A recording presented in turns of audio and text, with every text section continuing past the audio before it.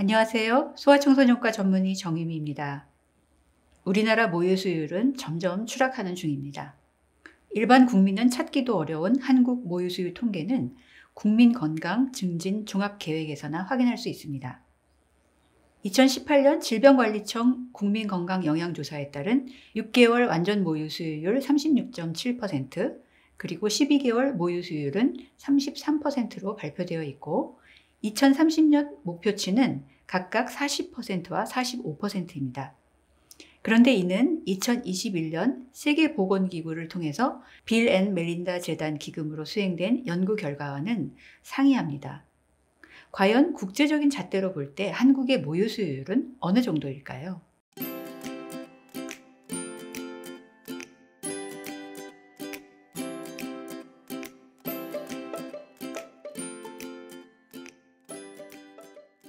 이 연구는 세계은행이 분류한 고소득 국가 51개국을 대상으로 2018년부터 2019년에 걸쳐서 조사된 자료로 진행되었습니다.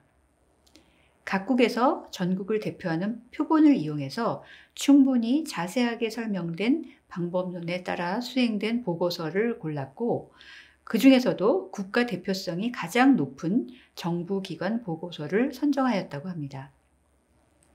한국 자료로는 2018년 전국 출산력 및 가족보건복지 실태조사가 채택되었습니다.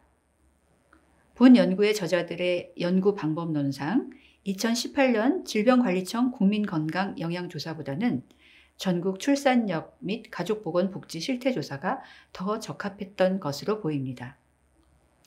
영어가 아니라 각국의 모국어로 된 자료들의 경우도 원 자료의 참고 문헌을 완벽하게 확인하였고, 또 필요하면 해당 국가 연구자에게 이메일로 연락해서 추가적인 자료를 얻었다고 하였습니다. 이 연구에서 분석된 모유 수유 지표는 8가지인데, 첫째, 조기, 즉 생후 1시간 이내에 모유 수유를 시작한 비율. 둘째, 조금이라도 모유 수유한 비율. 셋째, 6개월 미만 완전 모유 수유율. 넷째, 6개월째 완전 모유 수유율. 다섯 번째, 6개월 모유 수유율. 여섯 번째, 12개월 모유 수유율. 일곱 번째, 24개월 모유 수유율. 그리고 여덟 번째로 이들 지표의 연간 증감률. 이렇게 8가지였고 우리나라에 대한 내용만 요약해서 말씀드리겠습니다. 첫째, 생후 1시간 이내 일찍 모유 수유를 시작한 비율이 한국은 32%로 가장 낮은 국가군에 속하였습니다. 다만 그 비율이 4.6%포인트로 증가 추세로 나타난 것은 긍정적인 변화라고 할 수 있을 것 같습니다. 다음으로 조금이라도 모유 수유를 한 비율은 흔히 모유 수유율이라고 하는 것인데 모유 수유 경험이라고도 합니다. 23개국 자료에서 이 모유 수유율이 90% 이상이었고 중앙값은 91%였습니다. 우리나라는 이 지표만은 다행히 상위권에 속하였고 2003년부터 2018년까지의 변화 추세도 1%포인트 정도 증가하는 것으로 나타났습니다. 세 번째로 6개월 미만 기간 중에서 4개월째 완전 모유 수유를 조사한 국가가 14개 나라였는데 그 중에서 우루과이, 스위스, 호주에 비해서 한국은 가장 낮은 군으로 26%였습니다. 네 번째로 6개월 완전 모유 수유율은 0.1%에서 57%까지 편차가 컸고 중앙값은 18%였습니다. 칠레, 네덜란드, 스페인에 비해서 한국은 이 역시 2%로 가장 낮은 국가 중 하나였습니다. 더욱 안타까운 것은 이 6개월 완전 모유 수유율이 거의 대부분 국가에서 증가 추세로 그 중앙값이 33%에서 45%로 크게 증가하고 있는데 반해서 한국은 마이너스 1.5%포인트, 가장 큰 폭으로 감소하고 있었습니다. 다섯 번째로 혼합 수유와 완전 모유 수유를 합한 6개월 모유 수유율은 그 편차가 4%에서 78%로 훨씬 더 컸으며 중앙값은 45%였습니다. 이 역시 한국은 26%로 노르웨이, 핀란드, 아이슬란드, 스웨덴에 비해서 가장 낮은 군에 속했습니다. 6개월 모유 수유율도 대부분의 나라에서 증가 추세로 중앙값이 33%에서 45%로 크게 증가하였지만 한국은 10여 년 동안 거의 답보 상태였습니다.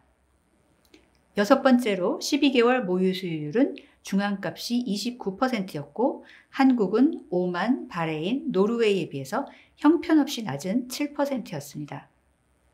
12개월 모유 수유율 추세는 두 개 나라만 빼고 모두 증가 추세로 중앙값이 24%에서 32%로 크게 증가하였지만 한국은 역시 마이너스 1.4%포인트나 감소한 것으로 나타났습니다.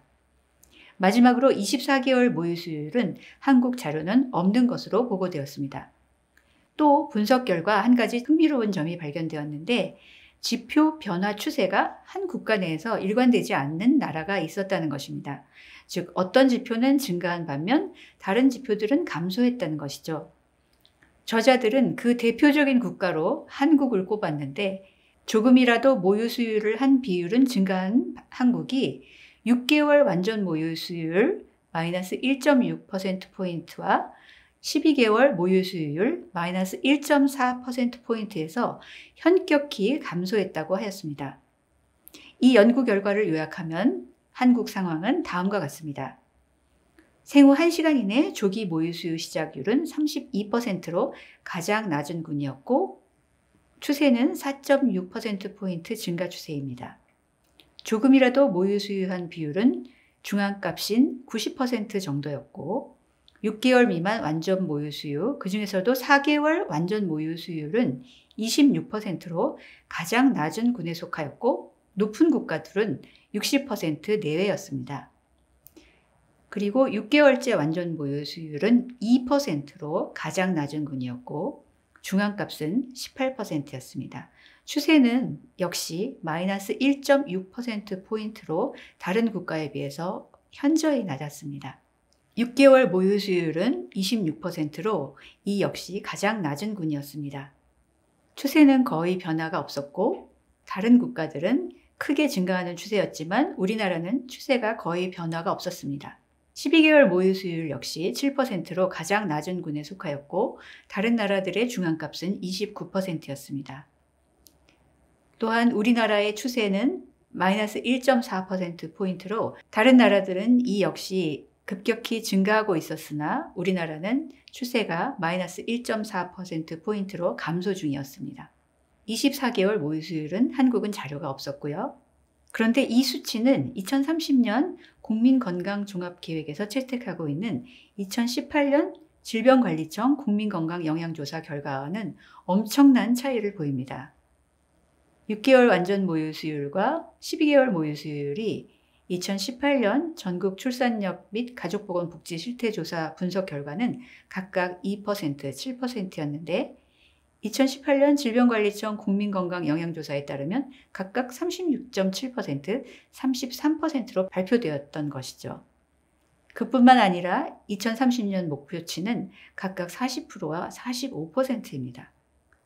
과연 어느 것이 우리나라의 진짜 모유 수유율일까요? 그리고 왜 이런 차이가 생기는 것일까요? 제발 모유 수유율만이라도 세계보건기구의 국제적인 기준에 맞게 조사해서 우리 국민 누구나 손쉽게 찾아볼 수 있는 그런 날이 오기를 바랍니다.